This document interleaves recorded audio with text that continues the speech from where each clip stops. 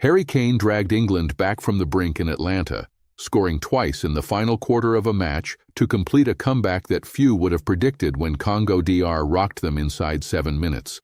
Welcome to FairPlay, Football AI Review.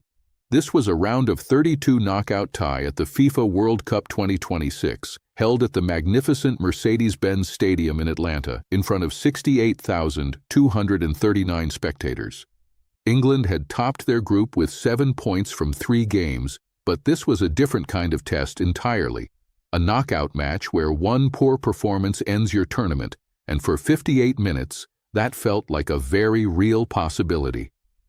Congo DR arrived as rank outsiders against the English, but Sébastien Desabre's side came into this game with belief earned across an impressive run through their own group and qualification campaign.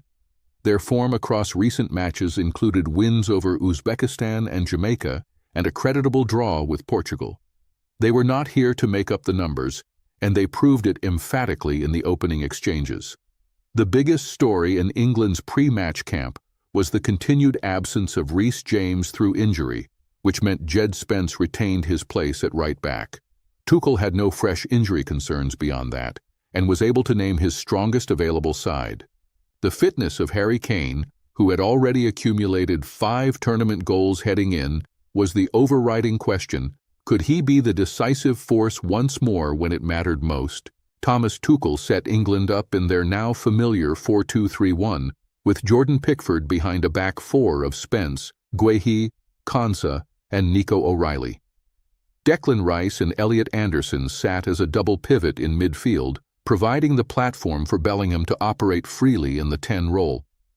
Rashford and Madueke flanked from wide positions, with Kane, the lone striker, a shape built on control and the threat of Kane's link play and movement in behind.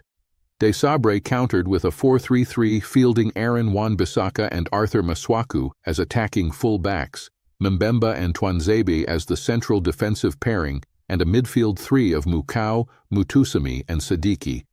Up front, the trio of Mbuku, Wissa, and Chipenga gave Congo DR pace and directness in transition. The intention was clear: stay compact, hit England on the break, and make Pickford work. The tactical clash between these two formations was genuinely fascinating. England's narrow 4-2-3-1 invited Congo DR's wide forwards to drop deep and squeeze the middle, which temporarily muted Bellingham's influence in the half spaces. Meanwhile, Wan-Bissaka's overlapping runs on the right, playing against his former homeland, created early width that England's left side, with O'Reilly pushed high, struggled to contain. The structural mismatch in the wide areas became the defining tactical theme of the first half. England started with nervous possession, lacking urgency and allowing Congo DR to press aggressively. The Leopards were compact, organized, and willing to commit bodies forward the moment they won the ball. The early exchanges felt uncomfortably lopsided, England recycling possession laterally without penetration, while Congo DR's intensity increased with every passing minute. The opening goal came just 7 minutes in, and it was a brutal shock. A deep cross from Chancel Mbemba, carrying genuine quality from his central defensive position, found Brian Chipenga unmarked inside the box. Chipenga needed no second invitation, driving a composed, low-finish past Jordan Pickford before England had even found their footing. The scoreline was an accurate reflection of the opening spell, and Atlanta fell momentarily stunned. England's response to going a goal down was fitful. Bellingham attempted to drive them forward and was booked in the 19th minute for a reckless foul ice, a moment that summed up the frantic energy England were bringing without control. Rashford was busy on the left flank, a wastefulness that would eventually cost him his place. The first half presented England with genuine chances that they inexplicably failed to convert. Bellingham had 4 shots on target across the full match, but his most damaging attempts came in the first period, blazing efforts that Lionel Mpasi dealt with confidently. Madueke also probed on the right, and Kane's industry saw him shoot on 8 occasions in total, but Mpasi's positioning and reflexes were exceptional throughout. The halftime whistle came with England trailing 1-0 and the dressing room needing a thorough reassessment. Tuchel's side had the ball, 60% possession at the interval, but had converted absolutely none of their territorial advantage into goals. Congo DR looked organized, dangerous in transition, and thoroughly comfortable defending their narrow lead. Something had to change. England began the second half with slightly more directness, but still lacked the clinical sharpness to trouble Mpasi regularly. Congo DR continued to defend with discipline and remained a threat on the counter through WC. The game felt perfectly balanced between an upset and a comeback, with each passing minute making England's task feel more pressing. The pivotal moment in England's transformation came in the 61st minute, when Tuchel made a double substitution that fundamentally changed the game's dynamics. Anthony Gordon replaced Marcus Rashford on the left, and Bukayo Saka came on for Noni Madueke on the right. Both changes injected pace and directness into England's wide positions, and within minutes the entire texture of the match had shifted. Gordon in particular looked electric from the moment he entered, and his willingness to run in behind immediately gave Kane better service. 9 minutes later, Tuchel made a third change, bringing Eberechi Eze on for Jed Spence in the 70th minute. This move effectively shifted the team's right-sided structure and gave England an extra creative option in tight spaces. The triple substitution gamble was bold, but it was working.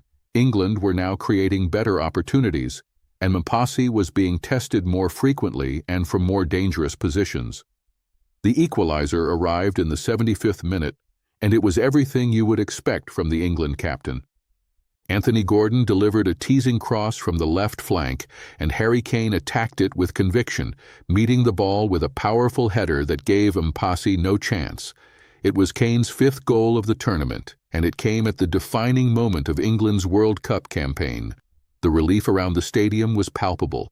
Then, just 11 minutes later, Kane completed the job with a moment of pure quality. Receiving Gordon's pass on the edge of the penalty area, Kane checked back to create a sliver of space and drove a fierce, clean effort into the roof of the net. Gordon earned his 2nd assist of the night, and Kane his 2nd goal, a brace that confirmed England's place in the next round and simultaneously propelled him to joint top of the tournament scoring charts with 5 goals. The substitution that changed the match most decisively was Anthony Gordon's introduction in the 61st minute. His energy, directness, and quality of delivery were transformative. 2 assists from the bench is a remarkable individual contribution, and it raises serious questions about why he was not starting.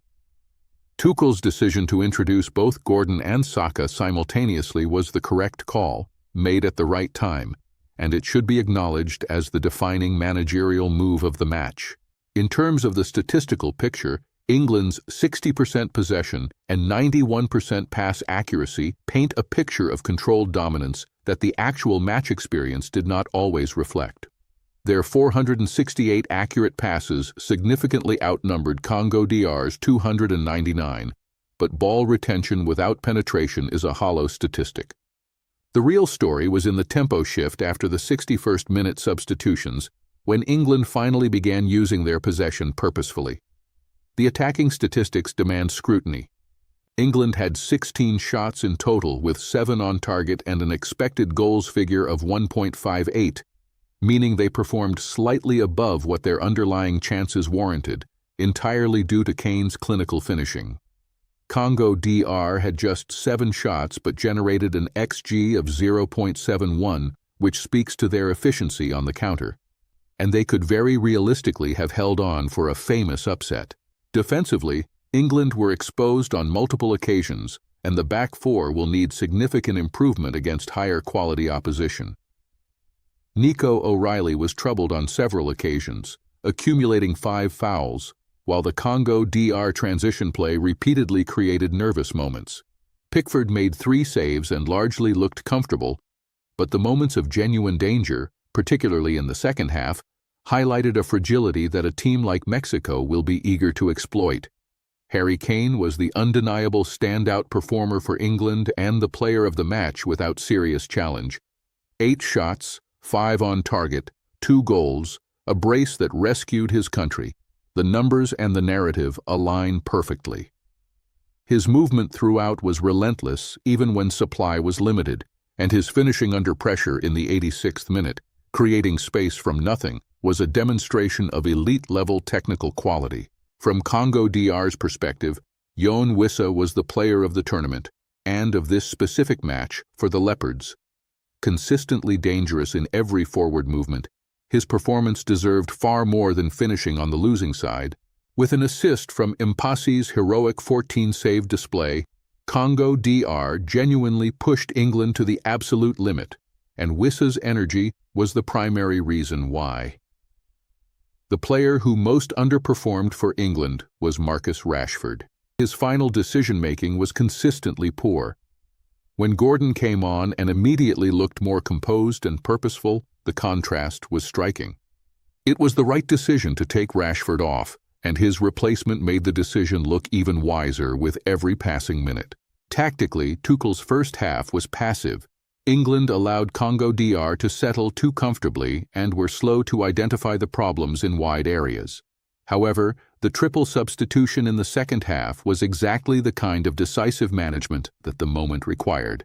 The introduction of Gordon and Saka in particular was the turning point, and Tuchel deserves credit for making that call with confidence at a moment when an upset was genuinely threatening.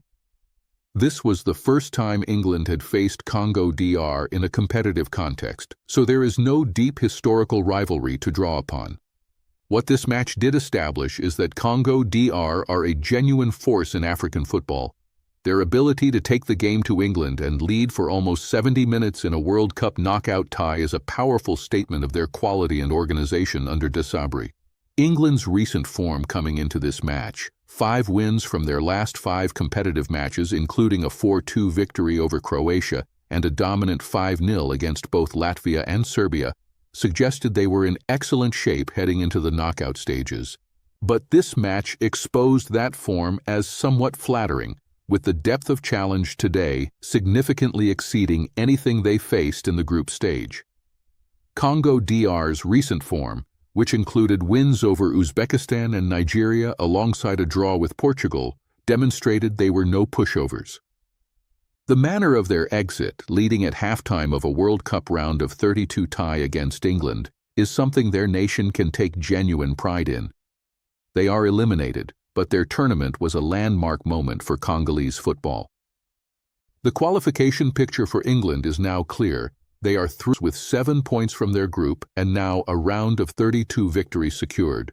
However, questions will be asked about the level of their performance, and Thomas Tuchel will know that the next challenge requires a significant uplift in intensity and quality from the first hour of today's showing.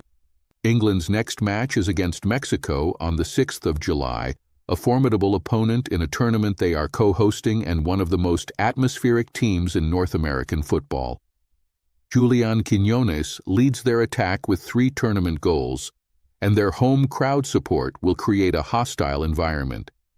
England will need to be considerably sharper than they were in the opening 60 minutes here. Congo DR, meanwhile, exit this World Cup having demonstrated they belong on this stage. Their campaign ends with this defeat, but their group stage performances, including that draw with Portugal, showed genuine quality. Desabre has built something meaningful, and the future looks bright for the Leopards in international football. England qualify, but they have been warned. This was not the kind of performance that suggests a side capable of winning this tournament without significant improvement.